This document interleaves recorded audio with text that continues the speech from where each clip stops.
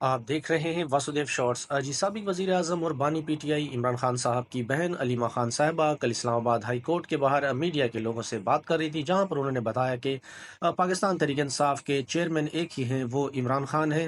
उन्होंने कहा कि आप यहां से अंदाज़ा लगाएं कि कोई भी फैसला साजी करनी हो तो इमरान खान के पास ही जाना पड़ता है, उनसे इजाज़त लेनी पड़ती है। अब बैरिस्टर गौहर के हवाले से उन्होंने कहा कि बैरिस्टर गौहर को इमरान खान ने चेयरमैन सिर्फ इस हद तक बनाया है कि वो इमरान खान का पैगाम आवाम तक पहुंचाएं।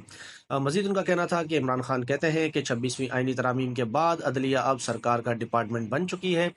जो आधे घंटे में समात यानी इमरान खान के अगर केस लगे तो आधे घंटे में उनकी जमानत हो सकती है, लेकिन अदालतें तारीख पर तारीख देती हैं, जमानत नहीं देती। और इसका अमली मुजाहरा जो अदालतें अब सरकारी डिपार्टमेंट बन चुकी हैं, वो कहते हैं कि हम रोज़ाना देखते हैं। एक खबर और ये चली, बिल्कुल इस तरह की एक पिटिशन भी अली मीन गंडापुर साहब की जानिब से दायर की गई इस्लामाबाद हाई कोर्ट में कि इमरान खान की पे रोल पर रिहाई की जाए, क्योंकि भारत की जानिब से जारियत की जा रही है। उन्हें खदशा था कि हो सकता है कि अडियाला जेल पर भारत कोई हमला ना कर दे। तो इस हवाले से अलीमा खान ने कहा कि जब हमने इमरान खान को बताया तो उन्होंने लाइल्मी का इजहार किया और इमरान खान के इल्म में लाए बगैर जो है ये दरख्वास्त दायर की गई।